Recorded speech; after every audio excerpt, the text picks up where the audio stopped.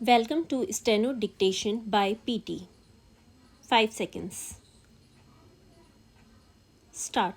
महोदय, मैं इस सदन के सामने प्रस्तुत विधेयक का समर्थन करने के लिए खड़ा हुआ हूँ। इस कानून का मुख्य उद्देश्य यह सुनिश्चित करना है कि हमारे देश के आर्थिक विकास का लाभ समाज के अंतिम व्यक्ति तक पहुँचे। लंबे समय तक हमारी नीतियाँ केवल शहरी केंद्रों पर केंद्रित रही है, जिससे हमारी ग्रामीण आबादी की विशाल क्षमता की अनदेखी हुई है।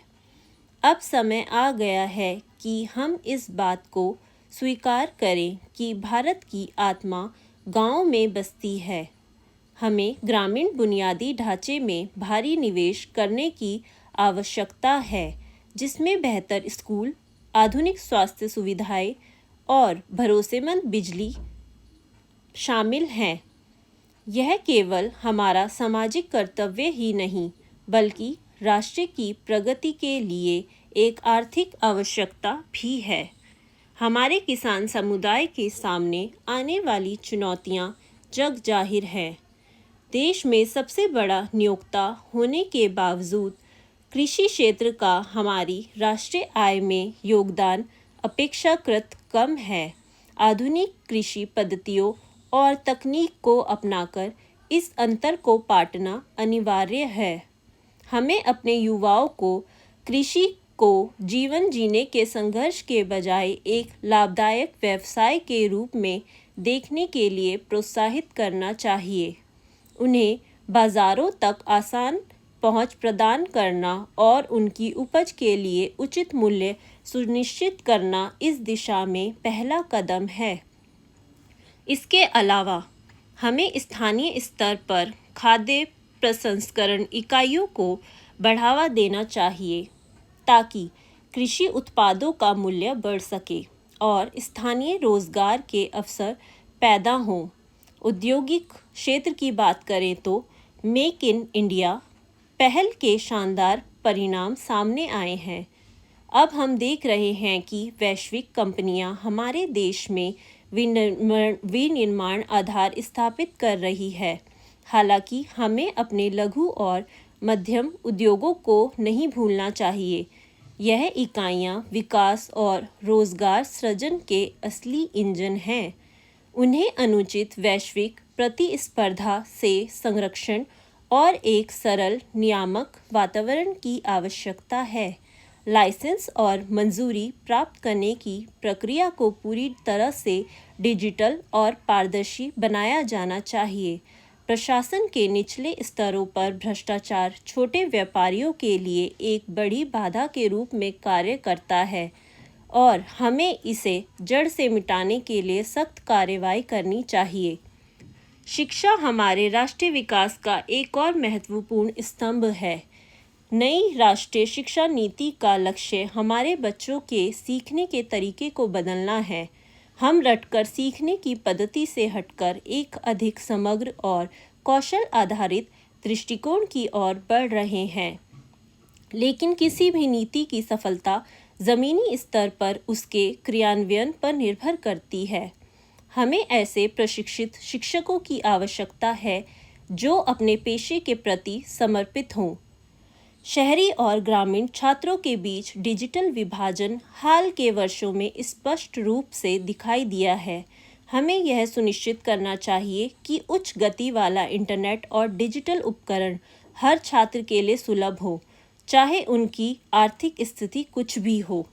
स्वास्थ्य ही धन है और एक स्वस्थ राष्ट्र ही एक उत्पादक राष्ट्र होता है। हमने कई बीमारियों को खत्म करने में महत्वपूर्ण प्रगति की है, लेकिन हमारी स्वास्थ्य सेवा प्रणाली को अभी भी कई बाधाओं का सामना करना पड़ रहा है। निजी स्वास्थ्य सेवा की लागत औसत नागरिक की पहुंच से बाहर है, इसलिए हमारी सार्वजनिक स्वास्थ्य ढांचे को मजबूत करना महत्वपूर्ण है। हमें डॉक्टरों की कमी को दूर करने के लिए और अधिक मेडिकल कॉलेजों की आवश्यकता है। ज़िला स्तर पर विशिष्ट उपचार उपलब्ध होना चाहिए, ताकि लोगों को बड़े शहरों तक सैकड़ों मील की यात्रा न करनी पड़े।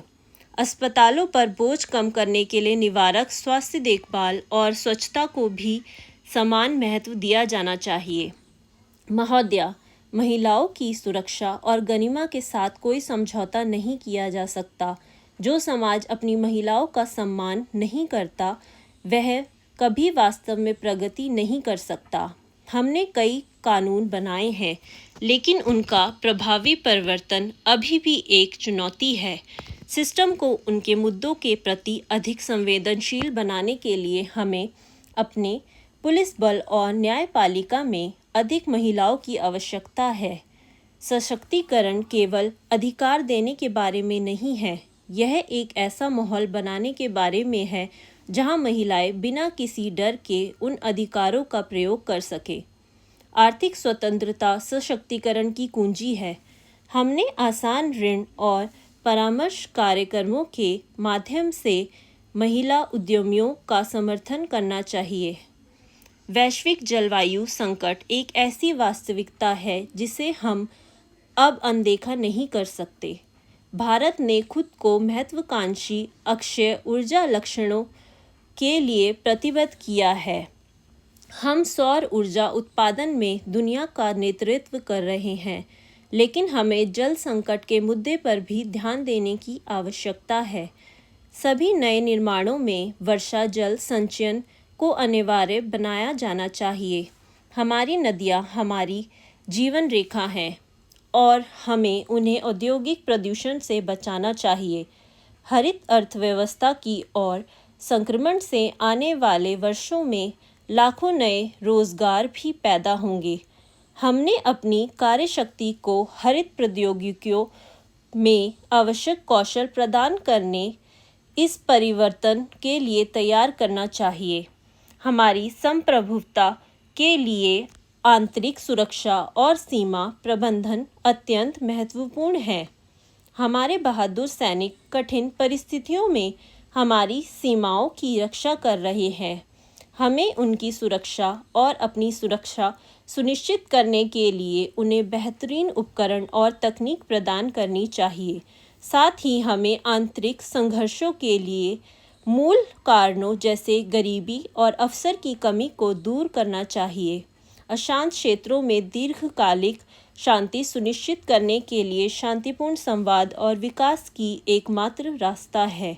साइबर अपराध और अंतर्राष्ट्रीय आतंकवाद के बढ़ते खतरे से निपटने के लिए हमारी पुलिस बलों का आधुनिकीकरण और राज्यों के बीच खुफिया जानकारी साझा करना भी आवश्यक कदम है।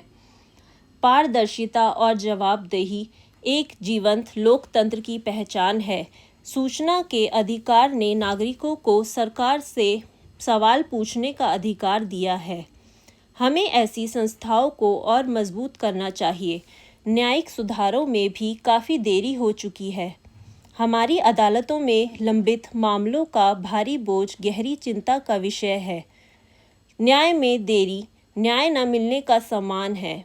हमें न्यायाधीशों की संख्या बढ़ाने और कानूनी प्रक्रिया को तेज करने के लिए तकनीक का उपयोग करने की आवश्यकता है।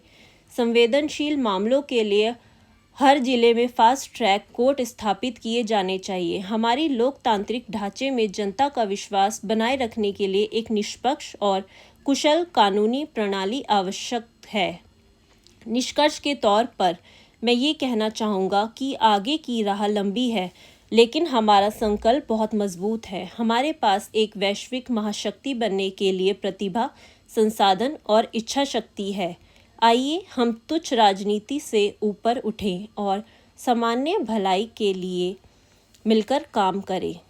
हमारी विविधता हमारी ताकत है और एकता हमारी शक्ति है। राष्ट्र निर्माण की इस यात्रा में प्रत्येक नागरिक की भूमिका है। आइए हम खुद को राष्ट्र की सेवा में समर्पित करें और एक ऐसे भविष्य का निर्माण करने का प्रयास करें जहां हर भारतीय गरिमा और आशा के साथ जी सके। महोदया, मुझे इस मंच पर अपने विचार व्यक्त करने की अनुमति देने के लिए मैं आपका धन्यवाद करता हूँ। जय हिंद। Thank you.